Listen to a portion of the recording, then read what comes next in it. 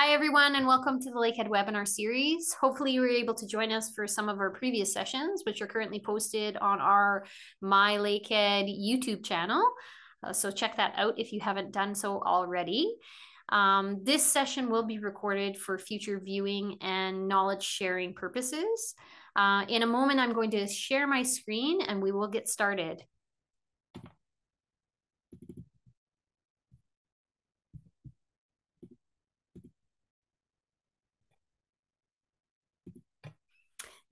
Good evening, everyone, and thank you again for joining us this evening for the Lakehead University Tuition and Fees webinar.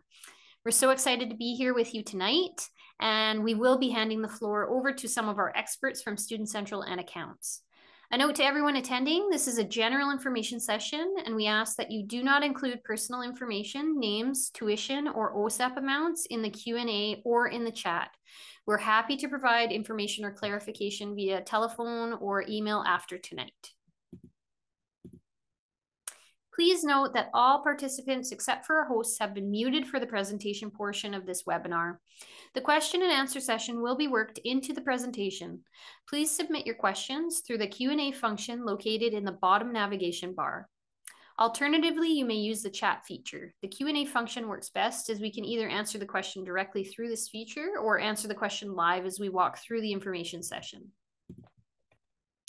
Lakehead University respectfully acknowledges its campuses are located on the traditional lands of Indigenous peoples. Lakehead Thunder Bay is located on the traditional lands of the Fort William First Nation, signatory to the Robinson Superior Treaty of 1850. Lakehead Aurelia is located on the traditional territory of the Anishinaabe. The Anishinaabe include the Ojibwe, Odawa, and Potawatomi nations, collectively known as the Three Fires Confederacy. Lakehead University acknowledges the history that many nations hold in the areas around our campuses and is committed to a relationship with First Nations, Métis, and Inuit peoples based on the principles of mutual trust, respect, reciprocity, and collaboration in the spirit of reconciliation. You'll see a few faces here tonight, including myself, Julia Crutzen, the Recruitment and Events Coordinator here on the Thunder Bay campus. I have Meredith Warner joining, the Associate Registrar Recruitment and Admissions. Kristen Dubeck is our Student Central Professional. And finally, we have Samson Bush, a Customer Service and Collection Associate joining us. Before we begin, let's find out a bit about those who are joining with a quick poll. Where are you attending from? Are you from the Thunder Bay Aurelia area? Are you from within Ontario? Outside of Ontario? Outside of Canada? The poll results are currently not being shown, but I am going to share. I see a lot of individuals joining us from the Thunder Bay and Aurelia region. We also have a few international, so welcome everybody. It's great to see a variety of different people joining us from different locations.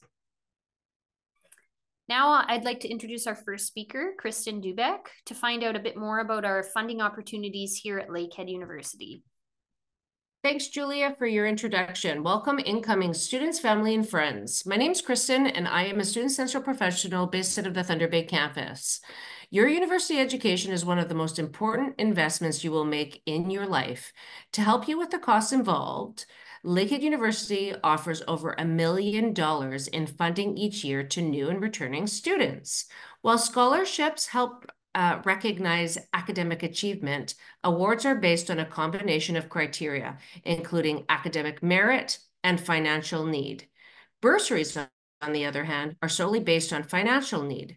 To take a closer look at the various funding opportunities available to you, I'm going to direct you to a few of my slides here.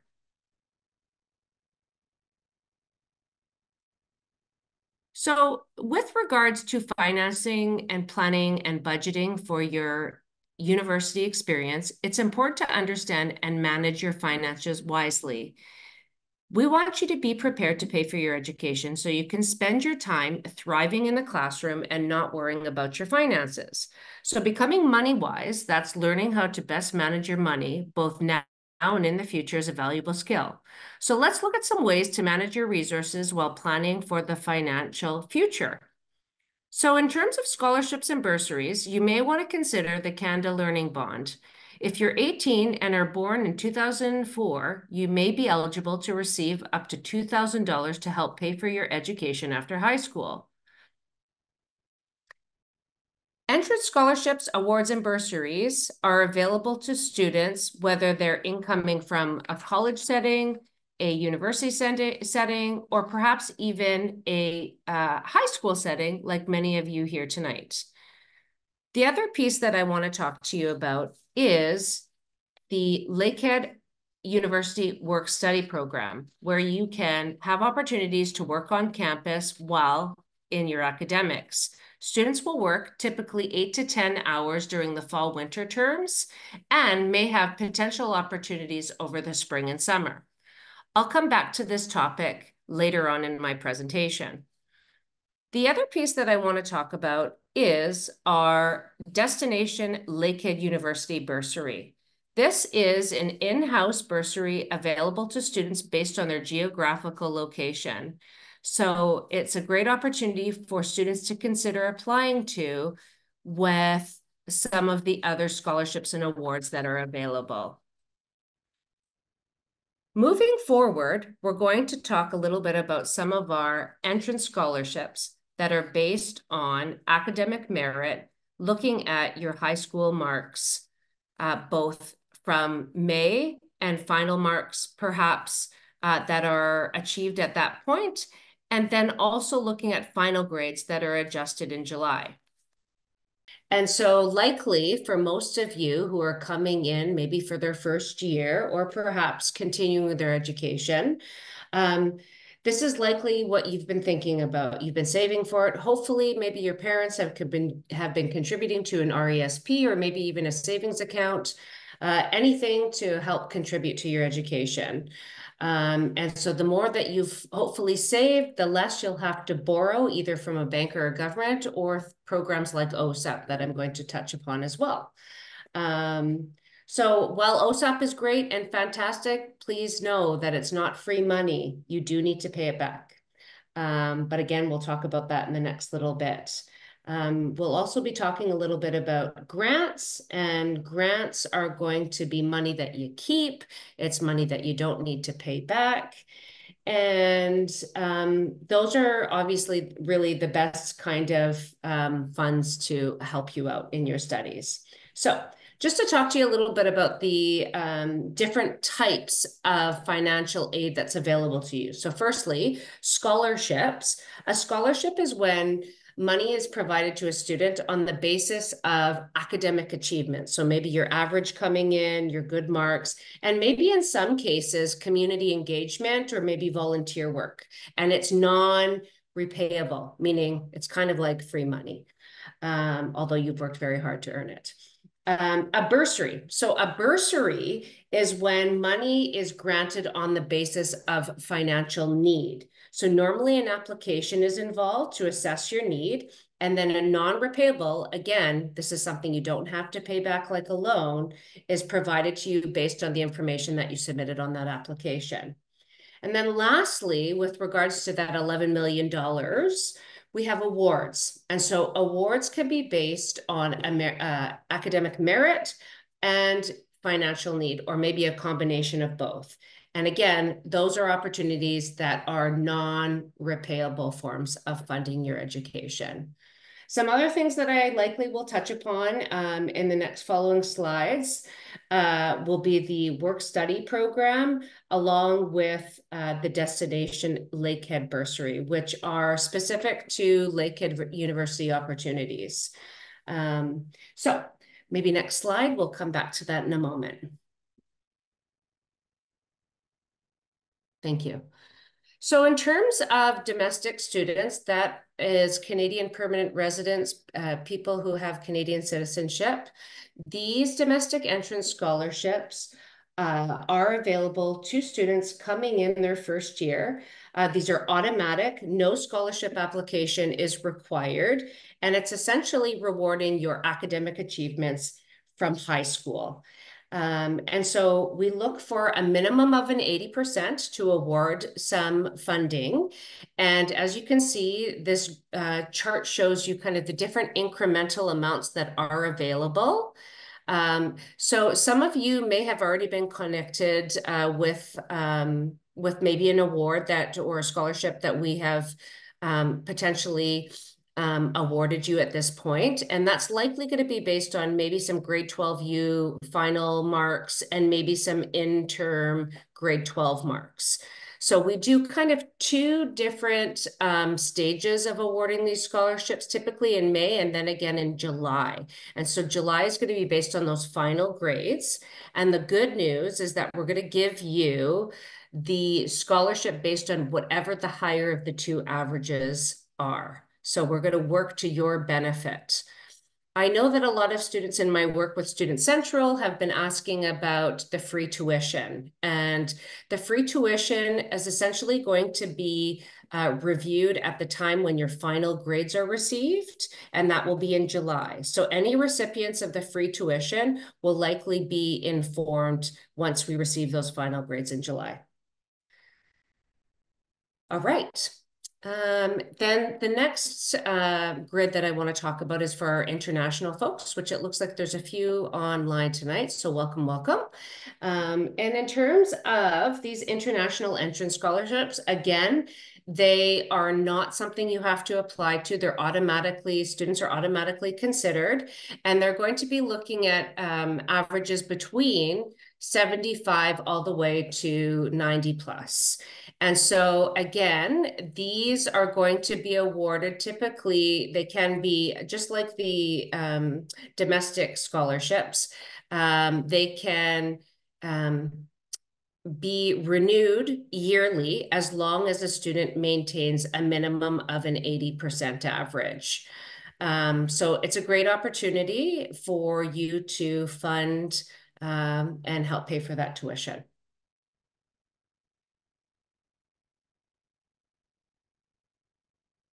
So current students, once you register for classes, you'll get access to something called My Awards. This is an internal portal that you can access through your Lakehead My Info, My Services account. And My Awards is your opportunity to seek out further awards, scholarships, and bursaries that might be based on maybe your academic merit, perhaps your personal interest, your volunteer work, and financial need. So my advice to all of our incoming and returning students is that log in. August 15th is when all of the new opportunities are listed, and they close on October 15th. So my advice is complete the general application when you get access to My Awards, and you'll be automatically matched with any opportunities that match how you answer the general application.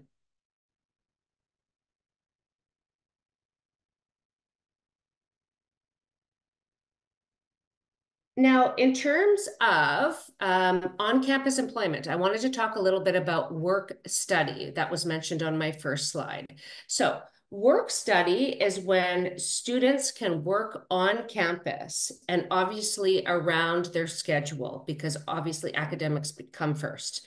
And so these jobs are posted in the fall and winter terms, as well as the spring and summer. And they are likely going to be opening up, I would suspect, in the next upcoming months for the fall winter, probably sometime in August, that you'll see some of the work study opportunities open up. And again, this is an opportunity for you to work part-time, typically between 8 to 10 hours a week.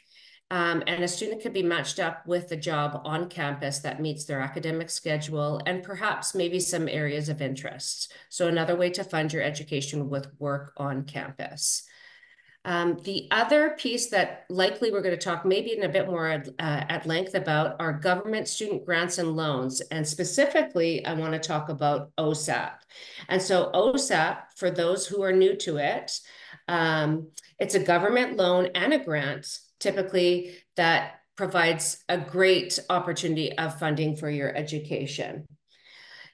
In terms of lines of credit, perhaps this is the first time you've ever thought about maybe taking a loan from a bank. So a student line of credit is somewhat like a loan from a bank.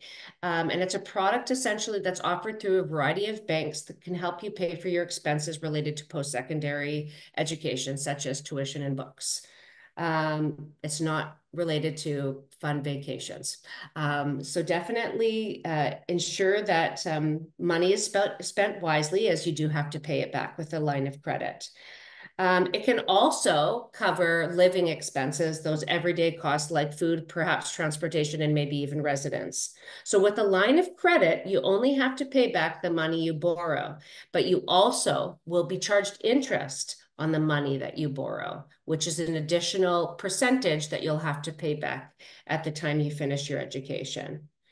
So the interest rates on student lines of credit might be lower than normal loans, um, and sometimes lower than the rates offered on government student loans. But the difference is that you'll start paying interest as soon as you borrow the money. So meaning that, you know, while you're in studies, perhaps you will be paying some of that interest. Whereas with a government student loan like OSAP, you'll only start paying back that loan after 6 months after you finish your studies. So, or finish your program. So that's kind of the one benefit about OSAP as compared to a line of credit. The other piece that I do want to mention, you know, some folks may have already been saving through like a registered education savings plan, and perhaps even we'll touch upon a little bit about the Canada Learning Bond. The Canada Learning Bond is kind of a unique situation that kind of piggybacks on the whole idea about a registered education savings plan. And in terms of what it is, it's organized by the government, in particular, the Employment Social Development Canada committee, and it's an incentive that can provide up to $2,000 to help low-income families start saving early for their child's education after high school.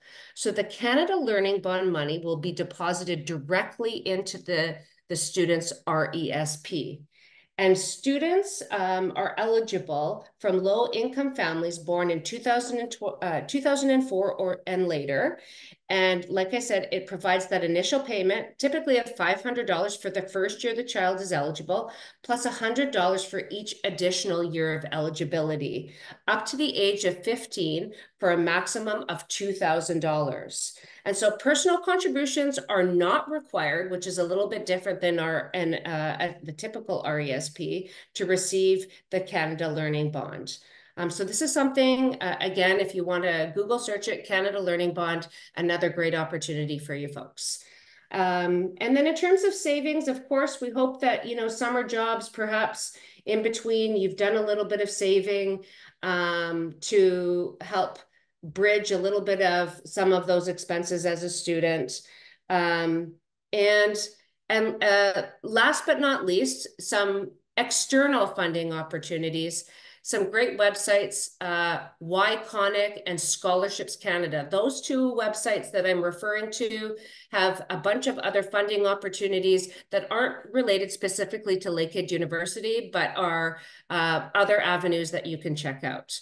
And last but not least, some of you folks may have workplace, like your parents' workplace, grandma and grandpa's workplace, that have associations that maybe can help fund your education. So don't be afraid to look into those opportunities as well.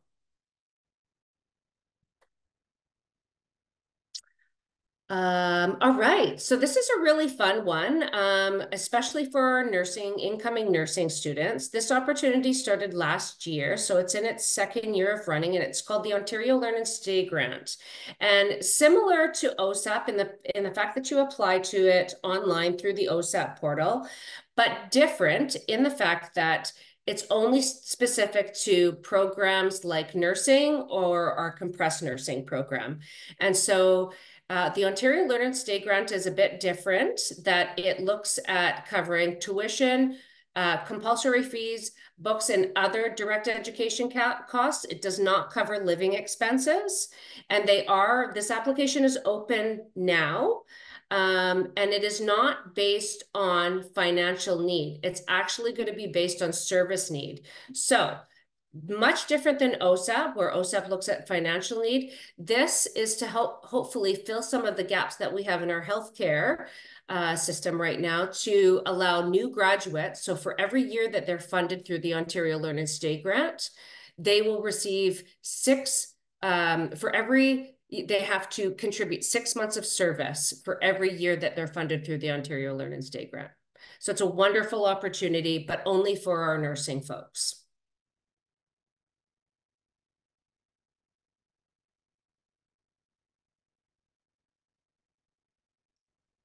So in terms of just general tips, because being a university student, you have to be well organized. And so some general tips for you when, applying for these opportunities, perhaps make, a running list of the applications that you have applied to, perhaps their deadlines, and maybe even the dates that you hope to hear a response so you can keep checking to ensure that maybe you can do some follow-up work with. It's also really important, like to start a resume if you haven't already, to make details about any of the volunteer leadership accomplishments or maybe experiences, or perhaps even reference letters that you have received from employers or teachers, or anyone that you've been involved in that can really help with some of those scholarship awards and bursary applications. Make sure that you review scholarship and award criteria carefully. Not necessarily, like I said, the My Awards portal and doing the general application will automatically match you, but there are some other opportunities that won't be automatically matched because they may have specific criteria that you need to meet. So make sure that you're not putting in all that effort and in fact you don't meet that criteria. You need to prepare your application like a job interview. Take it seriously. If you want the money, you got to work hard for it. Again, ensure that documentation meets the award criteria. So whatever the supporting documents is, whether it's a reference letter, perhaps, maybe it's something that you need to write personally to help support your application, make sure you have it. And yeah, try to keep a budget. It's never too early to start a budget so that you can properly prepare for your expenses at university.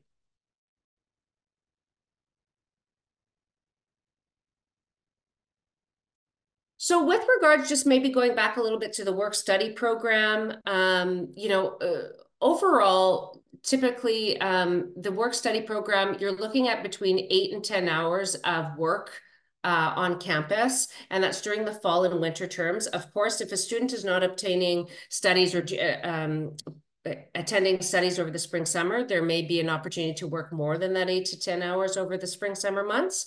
As I had mentioned, those job postings are going to be posted in August, and you will use your Lakehead My Services, My Info portal for applications to those opportunities. And again, they work around your class schedule because academics come first. And so you may ask, what are some of these jobs that might be available? Some potential postings might be things like tour guides, communications assistants, perhaps research, lab technician, information officer, and many more.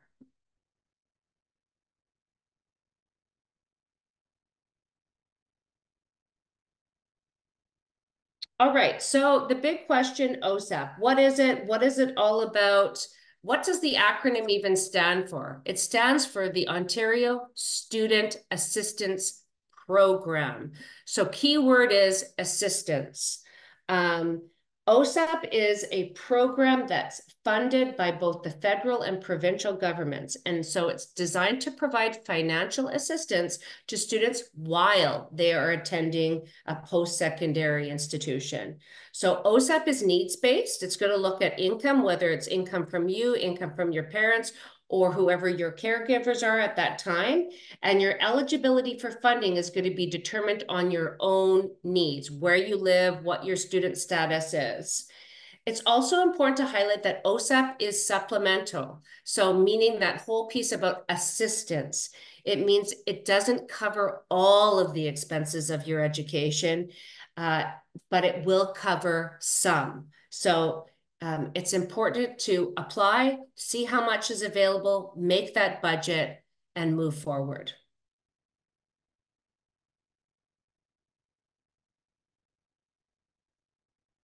So this is a little screenshot of what the OSAP screen looks like. Essentially, you can just Google OSAP and begin to start your application. It is a lengthy application. You do need to have notice of assessment statements available for whether it's yourself or your parents or your caregivers.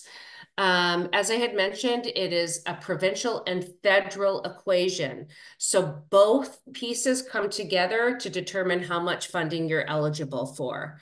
And again, it is supplemental. It's not designed to cover all costs. So don't bank on OSAP picking up the whole bill. And one thing to note is that OSAP must be applied to every year. So because your situation may change year to year, your living situation, perhaps your student status, a variety of pieces. So it's not something that necessarily is an application you do at the beginning of your school year. It's something you do as every year you move through your program.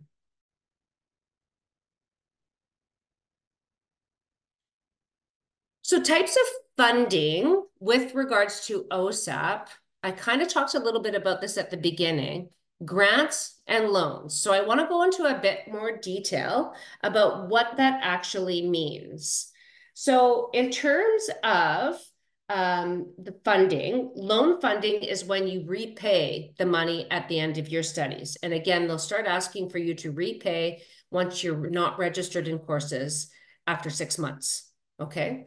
Um, Grant funding, though, on the other side, is non-repayable, meaning that you don't have to pay that back. And students, in fact, can opt out of loans as part of their OSAP application. They can choose grant-only funding, meaning that they won't have to pay back any of the funds that are awarded to them through OSAP.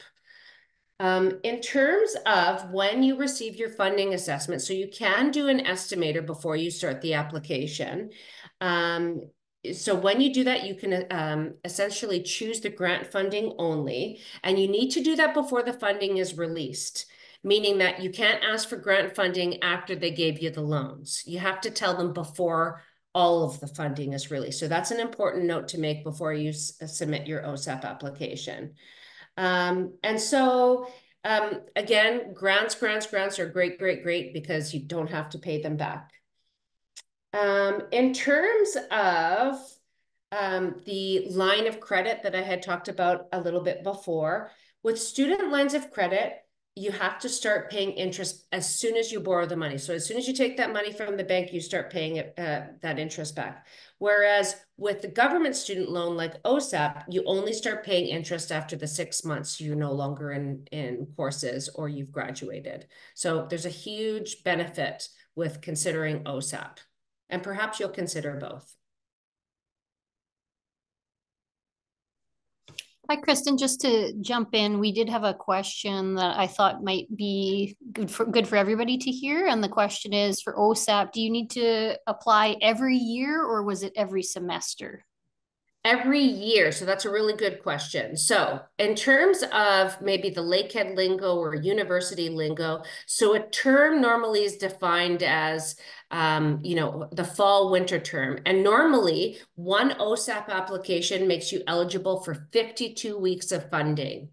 And so after that 52 weeks has kind of been, completed, then you submit the new application. So typically a student submits a new application for every academic cycle. So students coming in for this September of 2024 are going to submit an OSAP application if they're starting studies in September for the 2024-2025 academic year.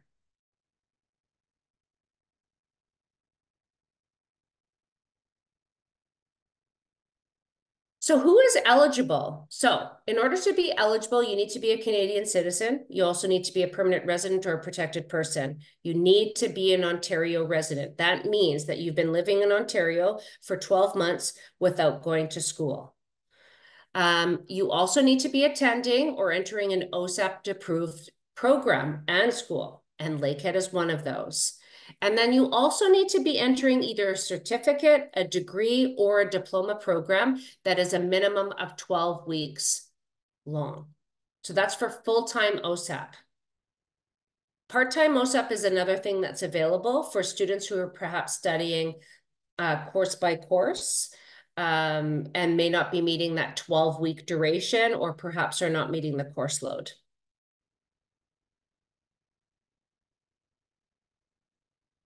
So as I had touched upon briefly, OSAP funding is determined based on your own financial situation. So your caregiver's income, likely if it's been less than 6 years since you've graduated from high school, then your parents' or caregiver's income is going to be included in that evaluation. It also will look at the size of family, so meaning how many dependents your caregivers may have. It may look at your income and savings. Part of the questions will ask about what your savings are, and you need to report it honestly. And it may also look at take into consideration any scholarships you're receiving, because essentially that is government funding that may impact how much financial need you have. And then the other piece that is also taken into consideration is your living situation. So whether you're living at home versus whether you're living away from campus. Or sorry, you're living away from home and living on campus. Sorry. All right. So in terms of this fun little chart, talks to you a little bit about your unique circumstances. So for example, your educational costs are going to look at, textbooks, what your tuition and compulsory fees are, perhaps your living expenses, maybe your computer costs in first year, perhaps childcare, and maybe even travel if that applies to you. And then it's going to look at what your potential contributions are to determine your financial need. So your student fixed contribution is based on how much money you earn or your student income. And then it's going to look at your assets in terms of maybe if you have an RESP or perhaps you have some savings. It's also going to look at, like I said, parental income.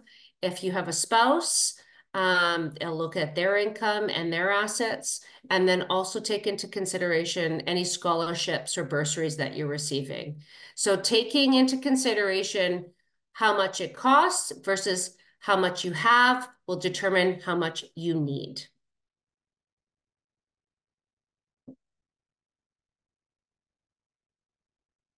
So in terms of OSAP, lots of students get panicky because tuition is and Samson, my colleague, will likely be talking to you a little bit about tuition fees and when they're due.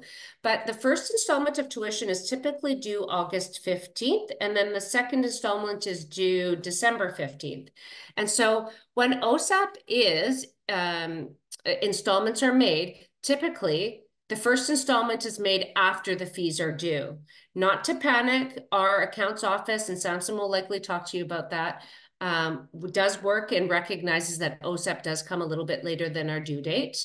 And it's also important to note that that second installment, so you don't get a lump sum, you get 2 installments, one in the fall term in September, and then one in the beginning of your winter term, which will be in January. And that's hopefully to help, with those upfront costs that are associated perhaps with your new courses and your new textbooks and learning resources that you need.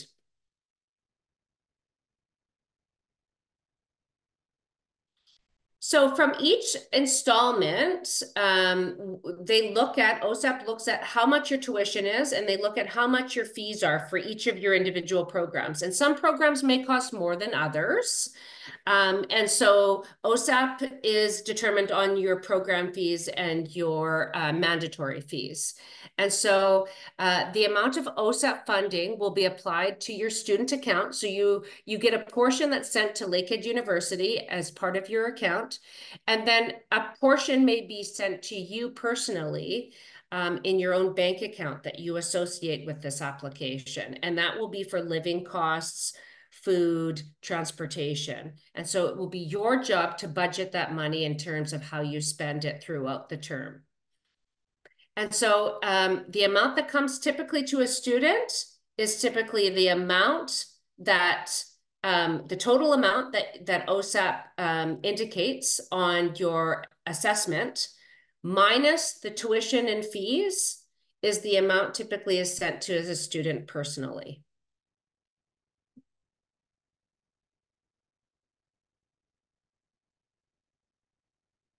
So in terms of common questions, many students have questions about what they need to, report on their OSAP application because everyone wants to be careful about income. And so with regards to RESPs, families are not required to report their RESP withdrawals during the application process. You just need to let us know what the amount is at the time of the application.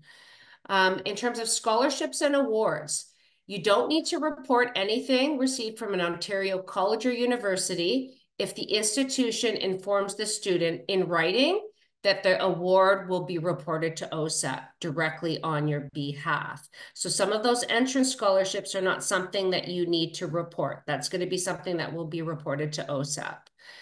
If you didn't receive notification in writing, then you must report it to OSAP.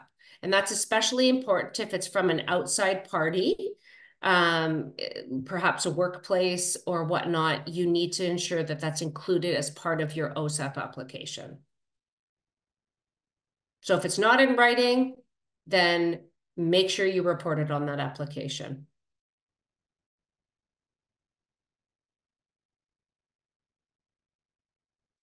So in terms of employment, typically with the Ontario work study, this may also take into consideration, but overall, when students are going to school, kind of the threshold that they are able to earn is typically $5,600 in the fall and then $5,600 in the winter. So for a total of $11,200.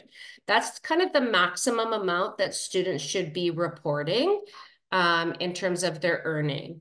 If parents are divorced or separated, how does it report parental income? So which parent is it going to take into consideration? You are going to use the parent who holds primary custody. If it's a shared custody, then the student is advised to complete the full-time OSAP application by reporting the income information of the parent and their spouse, if applicable, who they currently live with or have last lived with before moving away or going to school. And in terms of if the parent is remarried, or perhaps it's even common law, as defined by OSAP, the parent's partner's income will be considered.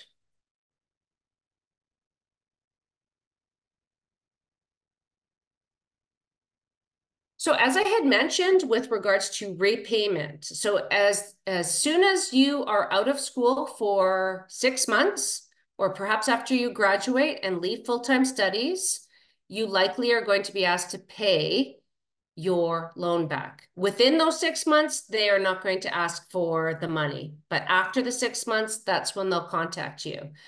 Interest will accumulate on your student loan, just the provincial one. And so you'll need to start paying that loan off in that 6 months' time. And if you're having trouble making those payments, you can always reach out to the National Student Loan Services Center, which is essentially part and parcel with OSAP. They look after the loan repayment portion of OSAP. And so they are the people that can talk to you about a repayment assistance plan. And that can be arranged typically at month 5 within the 6 months that you have finished full-time studies.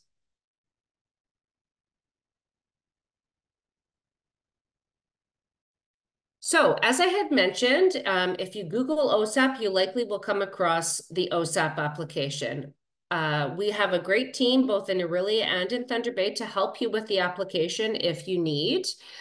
When you apply for OSAP, you're likely going to be asked to link your OUAC, your UAC account, with your OSAP application.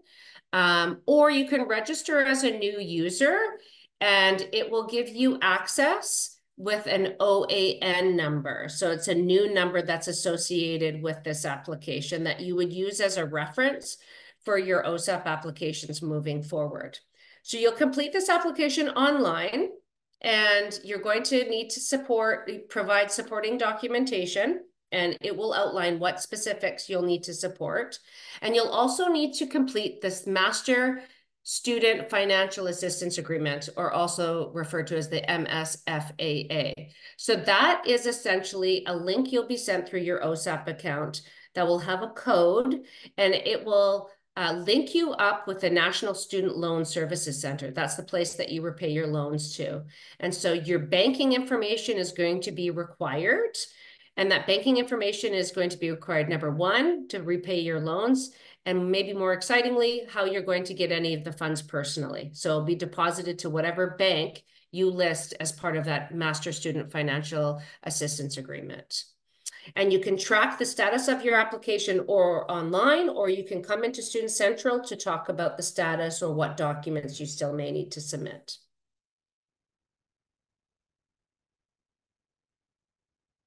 So important deadline dates, the Destination Lakehead bursary, that's due June 30th. Believe it or not, we're in June, so keep your eye out for that. The initial round is done or closes April 15th, and then another round on June 30th. So that's going to be based on your location, where you're attending, where you live and what campus you're attending. And so approved bursaries will be credited to your Lakehead University account on the first day of classes. So it will automatically appear on your Lakehead account if you're eligible. As I had mentioned, My Awards, that will open up August 15th. Once you register for classes, you'll get access. And it's important to get those applications, complete that general application no later than October 15th. And then lastly, work study. So those applications are going to open mid-August as well. You do need to complete an eligibility form, ensuring that you are eligible to participate in the work study program, and that each job will likely have a closing date depending on which department it's associated with.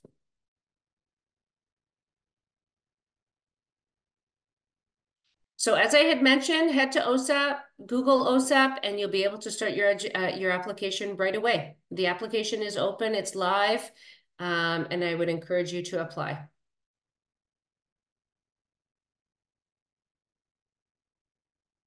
So now's the time for questions. I did a lot of talking. Questions?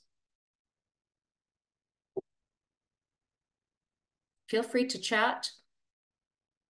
So Kristen, we've got quite a few in the Q&A that we've left just because I think it would be helpful for folks to all receive the answers. So I'll just rhyme some off, and if you wouldn't mind just answering them. So we have closing dates for OSAP grant application. Yeah, so actually that's a great question. So in terms of the grant piece, you need to indicate that initially on your application before any funds are dispersed. So funds are normally going to be dispersed that first week of classes. So my advice is ensure that you state that you want a grant before the funding is submitted to the student. And then in terms of OSAP, they have a very big window in terms of completing the application. So you can complete an OSAP application all the way until 60 days before the end of the study period. So the end of this upcoming study period, I believe, is April 19th, 2025. So 60 days before that April deadline, you can still submit an application. So you can submit an OSAP application mid-studies, although that likely won't help you out with budgeting. So keep that in mind. Great, thanks, Kristen. Yeah. Can you see them? Do you want me to continue moderating? No, okay, no. Well, I'll let you go for it. So I see, what if after deciding to go just for grants, now you want to take the loan? So absolutely, you can definitely say, I want the loan portion too. You can come into Student Central and say, yes, I want to access the loan, and those funds can be distributed to you. So that's absolutely an option. In terms of, can we backdate an OSAP application, apply for OSAP for first year? No, that's a good question. No, unfortunately, you can only, that 60-day window is essentially for that study period. You cannot backdate to look for funds from a previous year that perhaps you may have studied. What if after deciding to go for just grants, you want the loan? So as I had mentioned, definitely you can change it to having both the grant and loan aspect. That's no problem.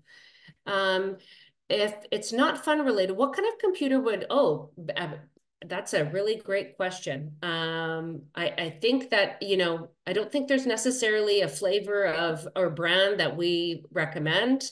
I think it's really just based on student need.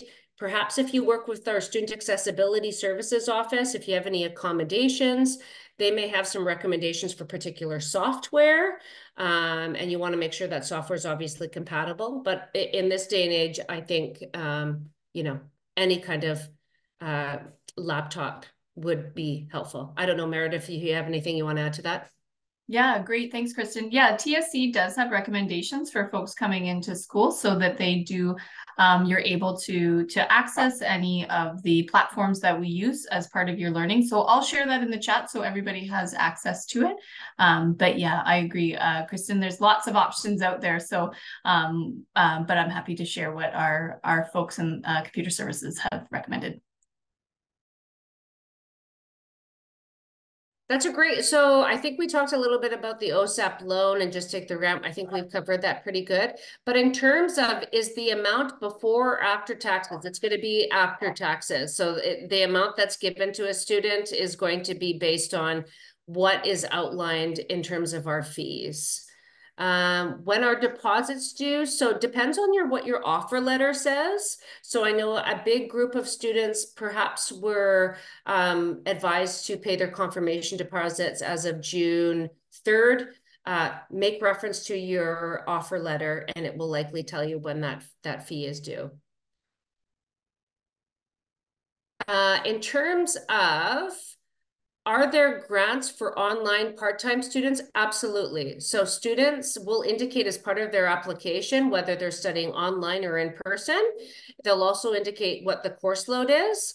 And so kind of the general rule of thumb, if you're taking less than 3 courses per term, unless you have a permanent or persistent prolonged disability, 2 courses is likely going to be considered for part-time OSAP.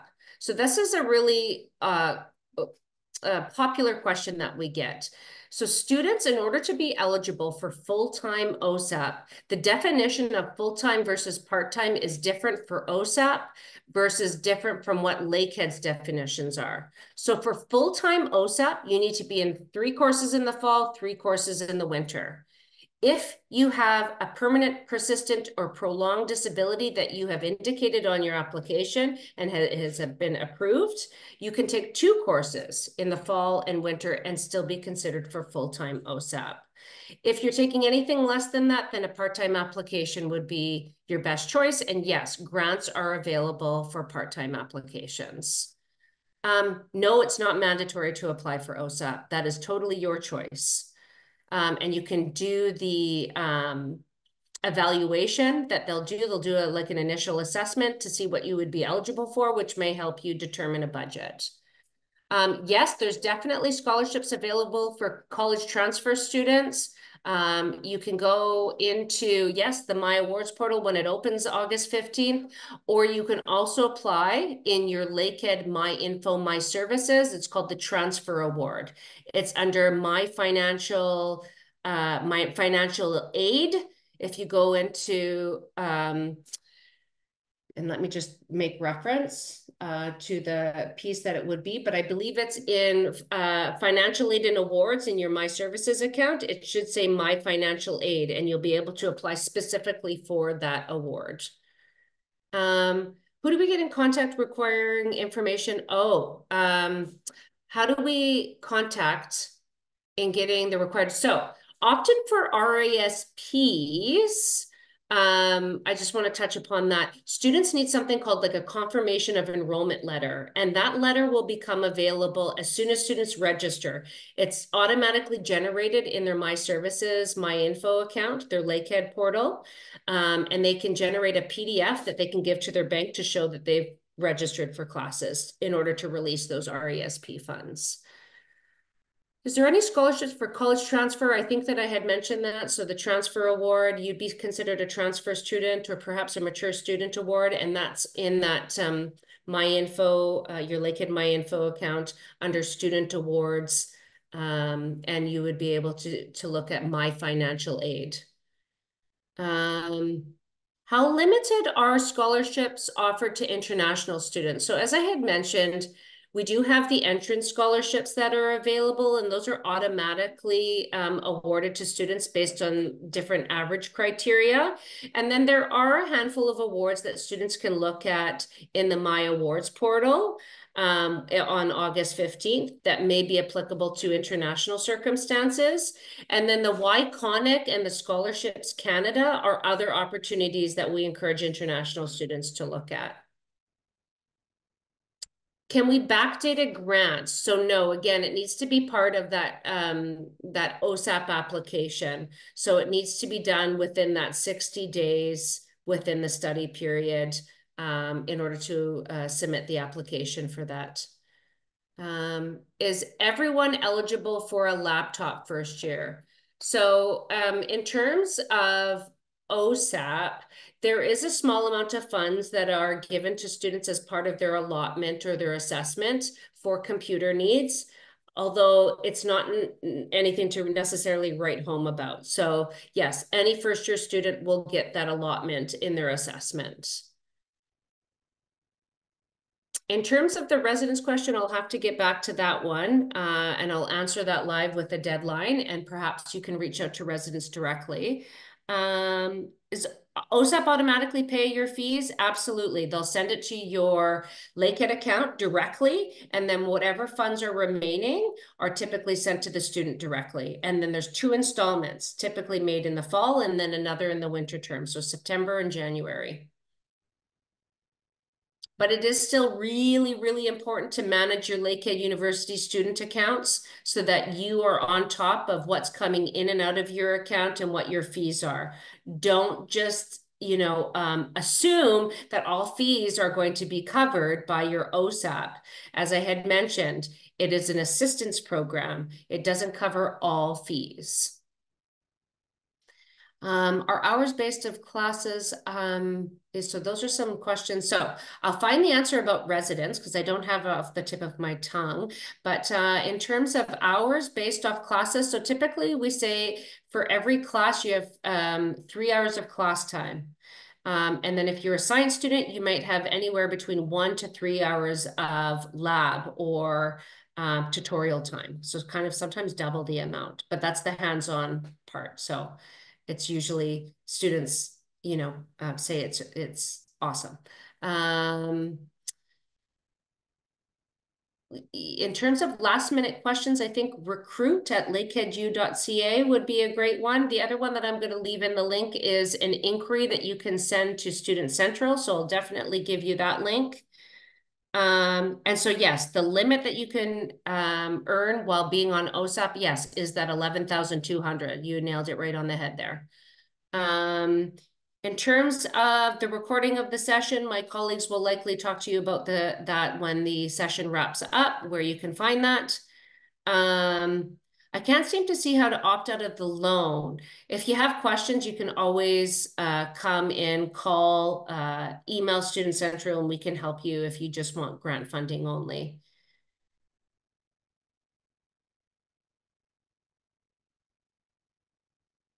Does the Ontario Learn and Stay grant send money to the student account directly? Yes, it does. It works just like OSAP. It will definitely send money to your Lakehead University student account. But again, it's your job to monitor, and they do it in 2 installments as well. They'll do one in the fall and one in the winter. When do you get to choose your majors? Usually after year 1 for Science 1 folks, and our arts programs. So the late fee, I'm sure Samson, my colleague who's going to jump in and talking about fees, he'll likely talk about late fees and talk about what our accounts office does with regards to late fees and how that applies to OSAP. Hi, thank you so much, Kristen. We will definitely get to the questions that are in the Q&A section, but I think we're going to move along.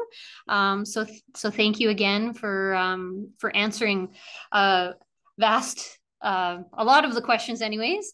So now I'd like to welcome our accounts expert, Samson, to give us a bit of an overview on how to make those tuition payments, due dates, payment methods, etc. So welcome, Samson.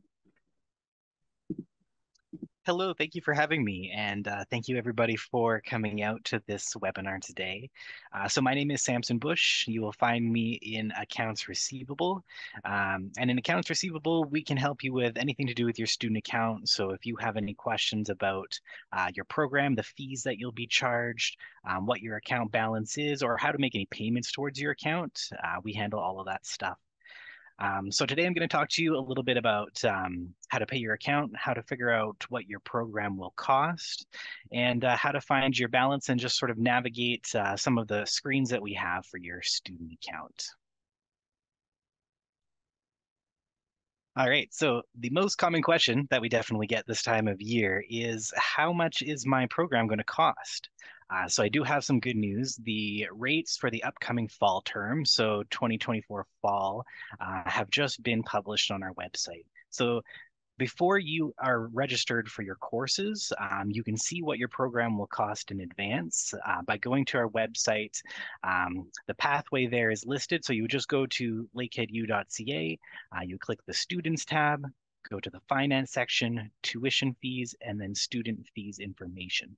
So from there, you'll be able to select what type of program you're in, and it'll break down exactly what you would be charged, the tuition rate, and the ancillary fees. So that's the best way to find your program cost before registration is opened. Generally, for a full-time undergraduate student, for a Canadian or permanent resident student, your tuition will range from between $7,300 to $9,700 for a first-year student. This will vary based on the program that you're in, and that excludes the law program, which is a little bit different. Once you do register for your courses, generally your term fees will be added to your account the next business day. Billing for the fall term won't start until a little bit closer to the term start. So once you are able to register for your courses, don't be alarmed if you don't see your fees charged right away. We'll send you an email once we start billing for that term, and you'll be able to go in and see that the fees have been added. So utilize the online published rates before the fees have actually been billed if you're curious about what your program will be charged and what to expect. So I do want to talk a little bit about full-time versus part-time, because this will have an impact on how much your program will cost and what your fee structure will look like. So we do recommend that students register for their fall and winter classes at the same time.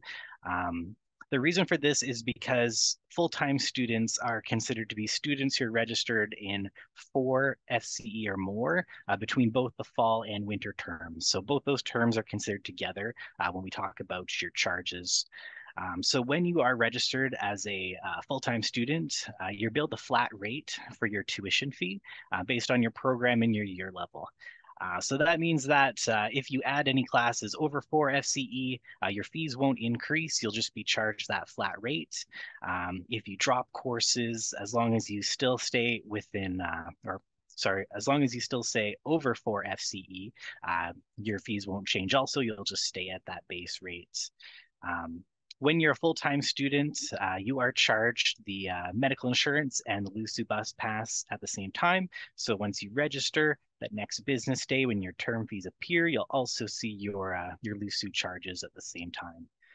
So this differs a little bit when you're a part-time student.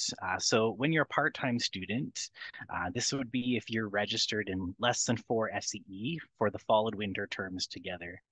So for example, if you're registered in 3.5 FCE, or 2 FCE or 1 FCE, then you would just be considered a part-time student when it comes to billing. So part-time students are billed per course, and the tuition rates look a little bit different for that. So I'll show you on the next slide what that will look like.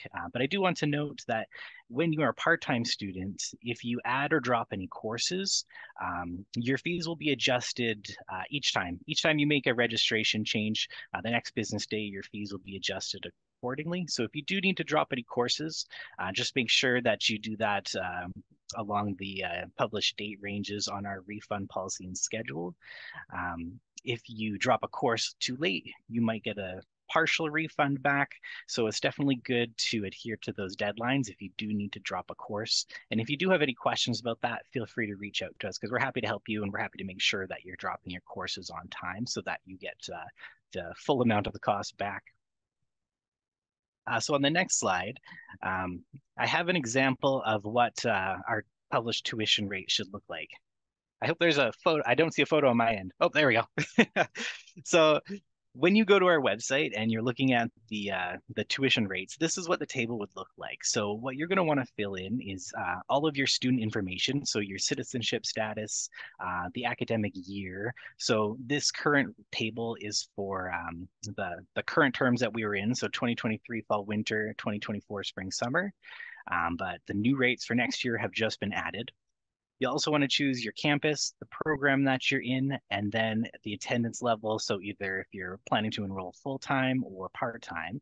And the chart will display exactly what you'll be charged. So it goes based on year level. So if you're a year one student, you want to look at that first line under year one, and the chart will give you a breakdown of exactly what your tuition will cost.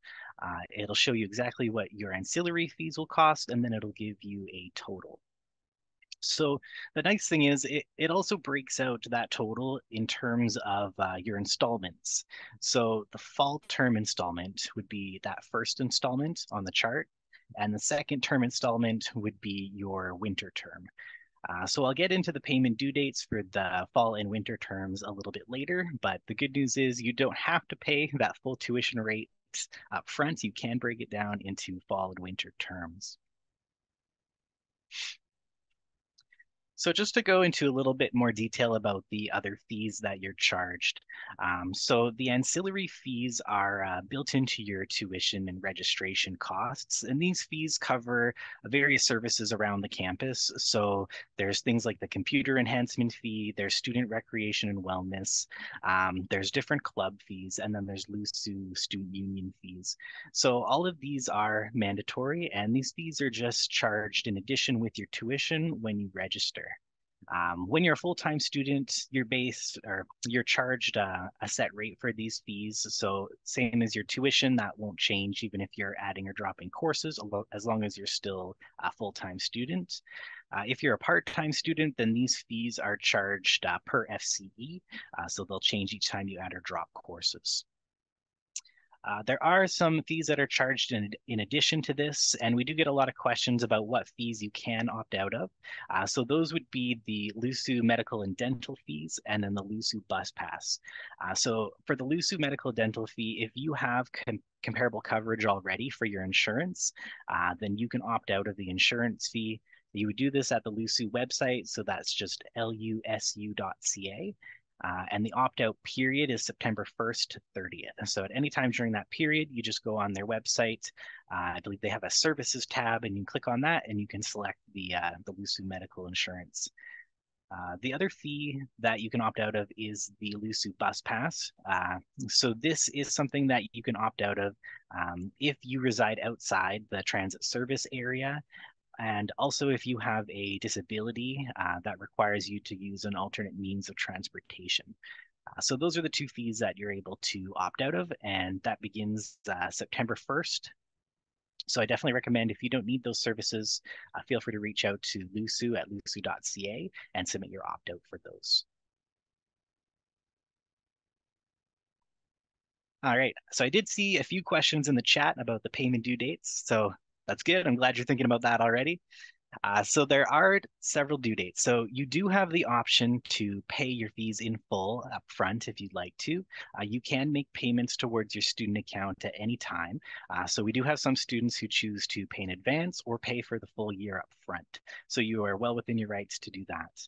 If you prefer, you also have the option to pay by the payment due dates. So the fall term is due August 15th, and then the winter term installment is not due until December 15th. So Kristen spoke a little bit about how this works with OSAP and awards.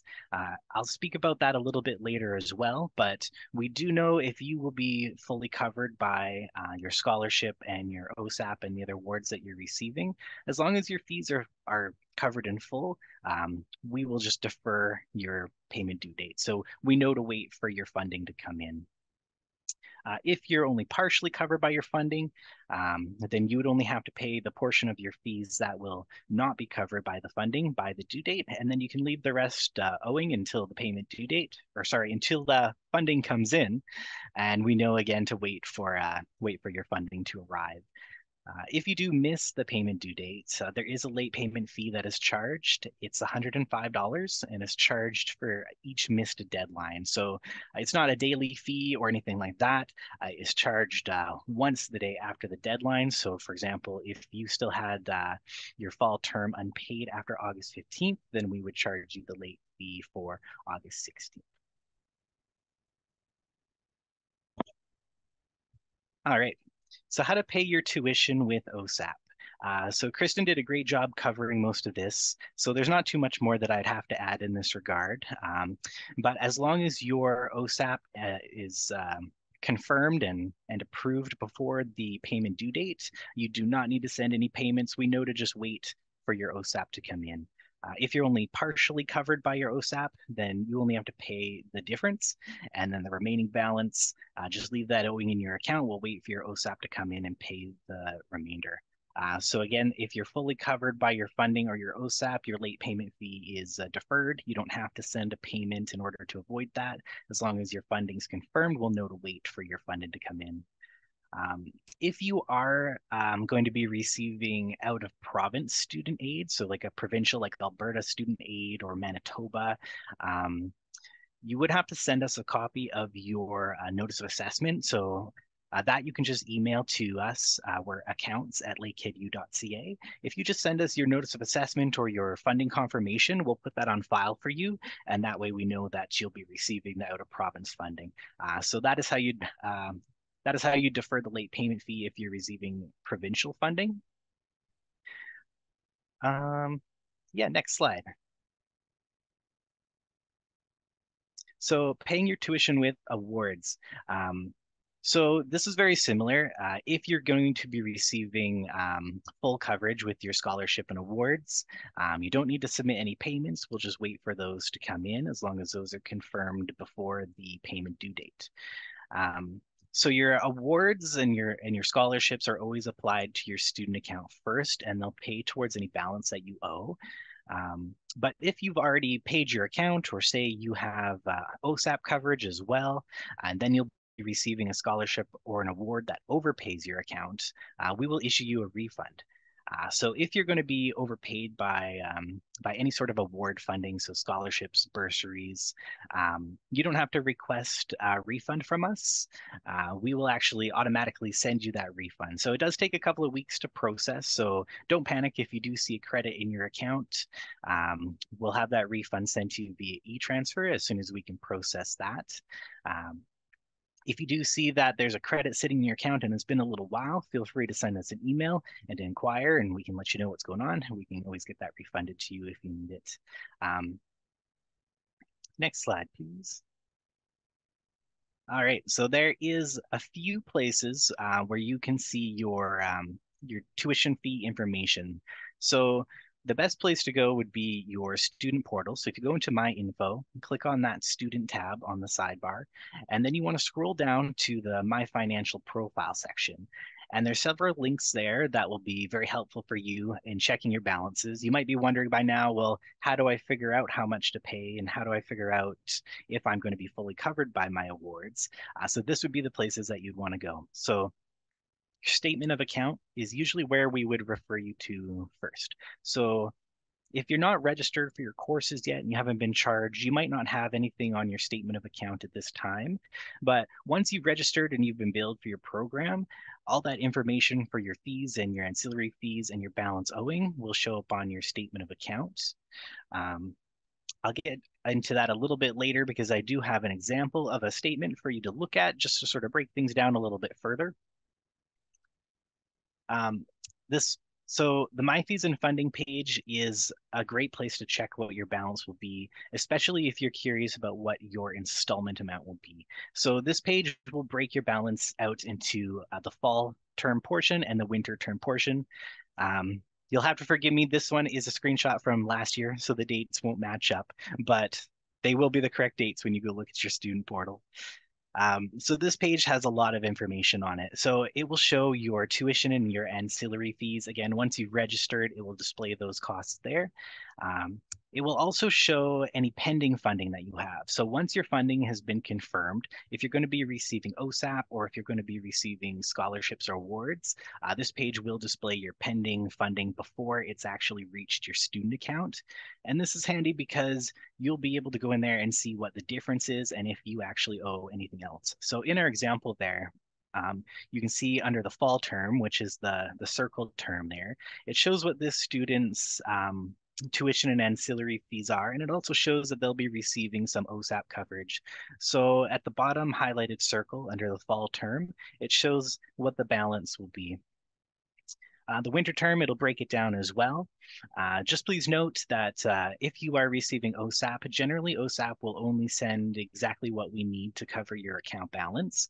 So before it's sent to your account, your pending OSAP amount might differ from the payment that we actually receive. So things will adjust a little bit once your payment is sent. But this is still a great way for you to see what the balance will be, like if there's going to be an amount owing or if you're fully covered. And then on the far side of the page under academic year total, that would be your total for both terms together. So it'll show the fall and the winter term combined. And then that box in the very bottom right corner under academic year total, that would be the total account balance for this student. So we'll take the amount owing for the fall, the amount that you will be owing, or in this case, a credit for the winter, and it'll map that out to your exact account balance. So this is usually where we would refer students to check their balance, especially if they'll be receiving funding. So this slide is an example of your statement of account. So it will look a little bit different when you launch this from your student portal. When you launch it from your student portal, it actually will print an official PDF with our Lakehead logo at the top. So if you need that for any sort of funding confirmation, or if you need that for entry to Canada, that is available for download off your student portal. So your statement of account will show your actual fees on your account. So it will not show any pending funding that you haven't received yet. That's where the My Fees and Funding page comes in handy. But if you are curious as to what your actual balance is in the account without seeing any future funding that you might get, this is the best place to go because it will show exactly what your charges are. It will show all of the ancillary fees. It will show all your term fees. So the way that you would find this page is, again, you would go to the student tab in your student portal. You would scroll down to My Financial Profile, and then you would click the link, My Statement of Account. So after that, you'll be able to select the term that you want to view, and it'll launch that PDF for you. It'll be the official one with all the logos and everything on there that you would need for any other sort of funding verification.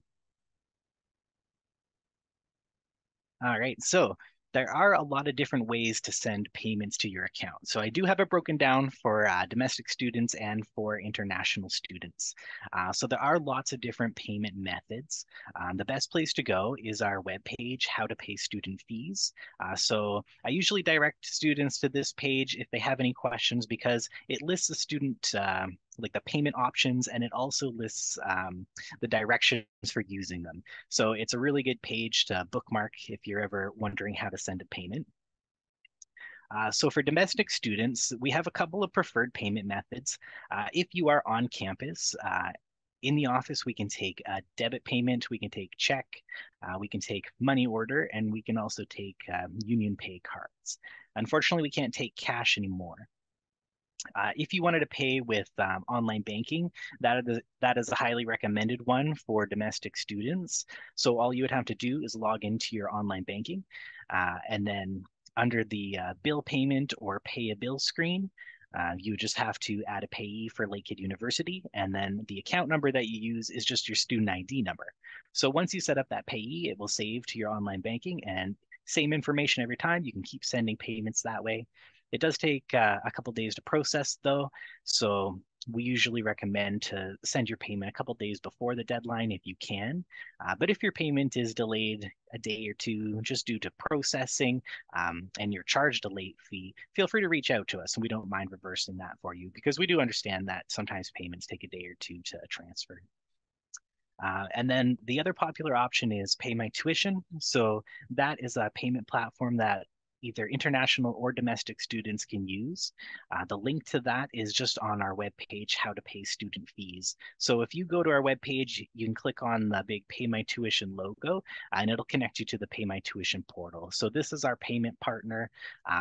It will give you a lot of different options on what type of payment you can send. And if you want to pay by e-transfer, you can do so through Pay My Tuition. So that's a very popular method. For the international students, we have very similar options. You can use Pay My Tuition as well. That's a very popular option for international students. So that platform will allow you to select the country and the currency that you choose to pay with. And then it'll give you a couple of options of how to send your payments. Another popular option is Convera. So Convera used to be called Western Union or Global Pay. Links to Convera is also on our webpage. So same place you would go for Pay My Tuition, you'll also find the direct link for the Convera payment platform. Students really enjoy both of these platforms. If you need to send a wire payment directly from your bank to your student account, you would have to do so through either Pay My Tuition or Convera. So both of these platforms, once you go to initiate your wire payments, they will send you a PDF with the bank requisition, which will show the SWIFT code and any other information that you would need to take to your bank to initiate the wire. So those are definitely the top two payment methods for international students. We also do take Union Pay in office. So if you do have a Union Pay card and you're on campus, you can come in and we do accept that. I will note though that unfortunately we can't take an international debit card. So only domestic debit cards will work in office for us. But otherwise we do take check or money order in the office as well.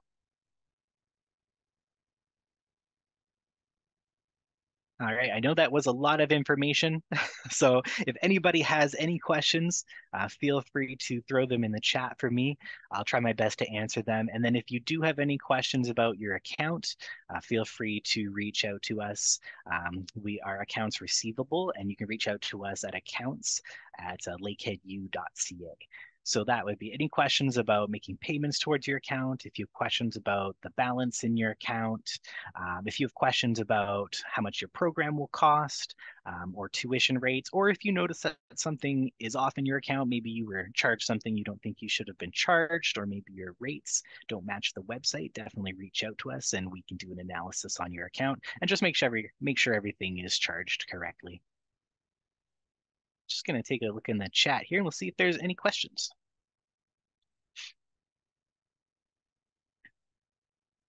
So I do see a good question about the bus pass.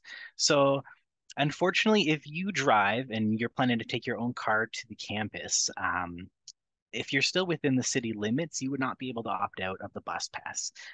So students that do drive, if you're still within the city limits, unfortunately, you are still charged that fee. If you have questions, LUSU would be the best place to reach out for that. Their opt-out form is through lusu.ca.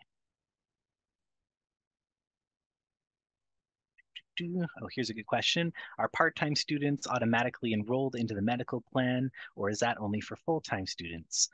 So it is only full-time students who are automatically billed for the LUSU medical insurance and the LUSU bus pass. So part-time students, if you do need these coverages, you will have to opt in with LUSU. Your account won't be automatically billed if you're part-time.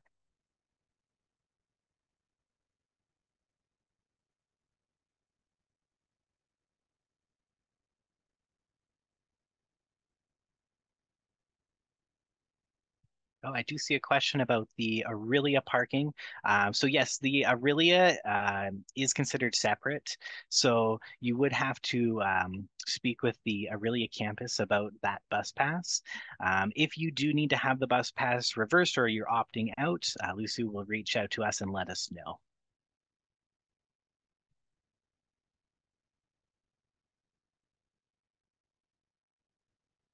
Perfect. I don't think we have any other questions unless anybody else wants to throw a last minute one in.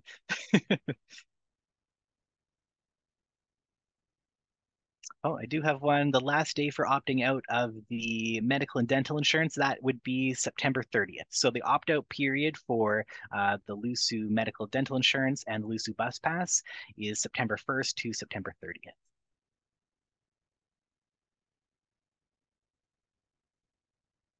Oh, here's a good question. Somebody asked if the rec centers are included in the tuition. So unfortunately, I'm not sure for the Aurelia campus, but on the Thunder Bay campus, your access to all the services on campus are included in your ancillary fees. So if you want to visit the athletics or use the gym on campus, that is included in your ancillary fees.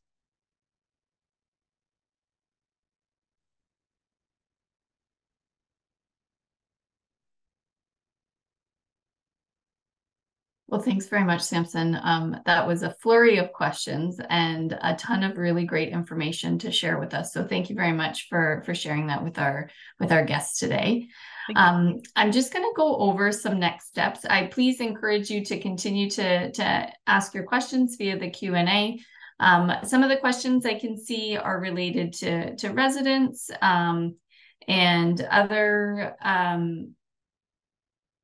amenities related to what students have access to, and so we will be sure to answer those in the chat. So in terms of next steps, I'm just going to go over some important dates for folks. For many of you on the call, for those that are joining Lakehead directly from high school, you'll know that yesterday was the recommended deadline to accept. For folks that haven't yet accepted, please know that there is still time to accept your offer and submit your confirmation deposit to confirm your space in your desired program in the offer that was extended to you. So I'm just going to ask for the next slide here, and we'll just briefly go over some of the other dates that we can reference. Next up, we want to highlight to you folks is that at the end of June, it's the entrance bursary deadline. Kristen gave a great overview of where you can apply and look for those entrance bursaries. It's also noted there that in mid-August, registration dates or fees are due, and this includes residents for those that will be joining us on campus. For those that will be joining on campus, a very excited deadline date there is August 29th is Residents Move-In Day. Should you require an earlier move-in day, I recommend that you reach out to residents directly to request. And then most importantly, September 3rd is their first day of classes. So lots of excitement coming up, lots of things to do over the summertime in preparation for your transition into Lakehead University.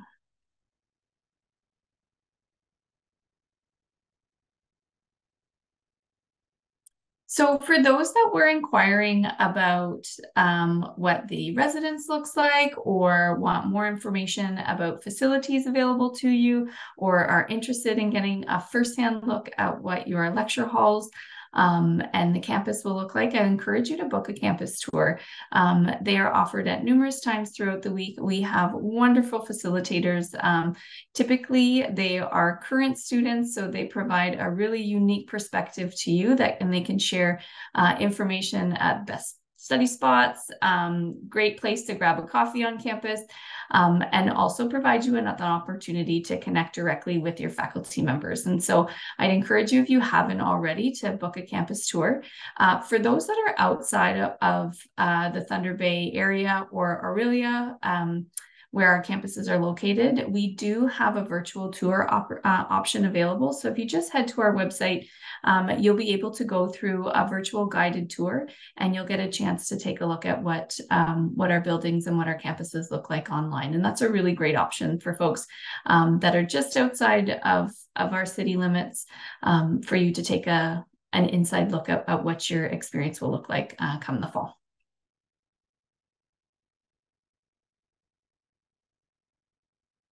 And we encourage you to get out your phones if you don't already follow us, but we are quite active and share lots of great tips and tricks and information via our various social media accounts. So they're listed here. So please ensure that you give us a follow. We're super active on all of these accounts. So if you have questions and you're unable to get through to anybody via email, feel free to reach out. We're happy to support you and look into anything that you may have the questions about. You'll notice there listed is our YouTube account. So we'll be uploading the recording there, but we'll be sure to notify you once that's available for folks that need to have a second review with all of the information shared today from our colleagues in Student Central and accounts. I'm sure that you might need a second viewing just to take some more detailed notes.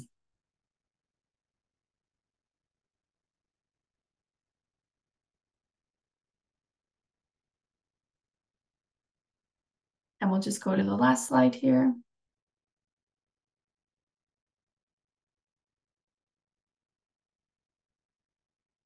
So just as a reminder, our Lakehead campus, and it's something that I share all the time. I am a proud member of the Lakehead community. We offer exceptional programming at both of our campuses located in Thunder Bay and Aurelia.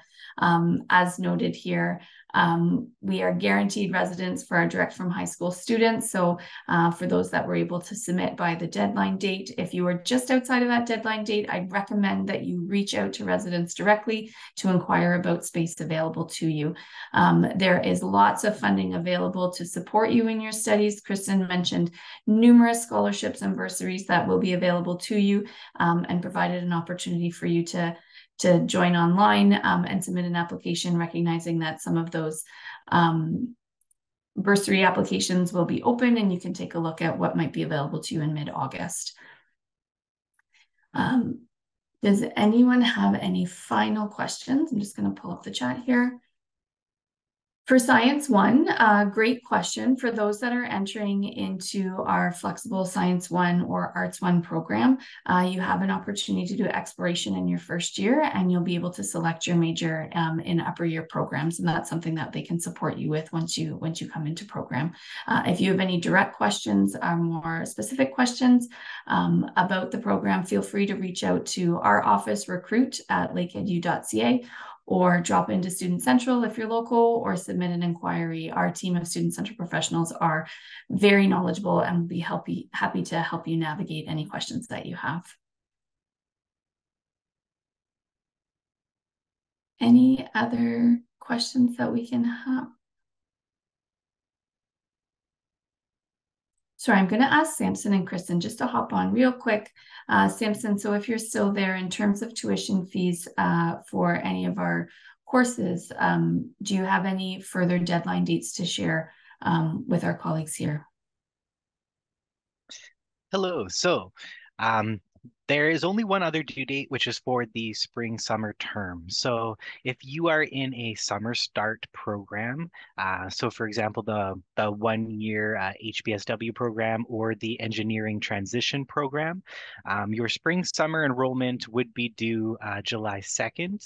Other than that, your other terms would be due along the same date. So when you register for your fall term, your due date would be August 15th, and your winter term deadline would be December 15th.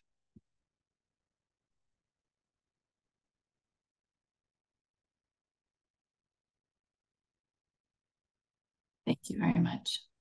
Thank you.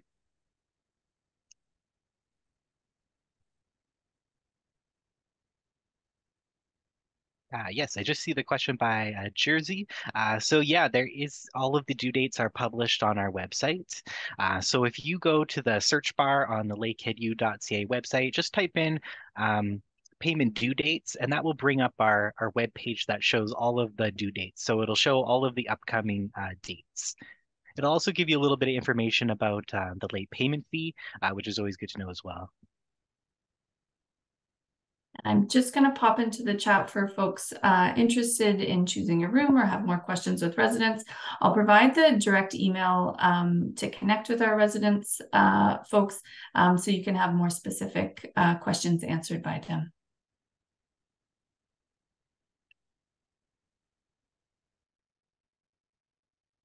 Well, thanks everyone for joining. That was a very informative session. I appreciate everyone coming together this evening. We're very excited to welcome you to our campuses.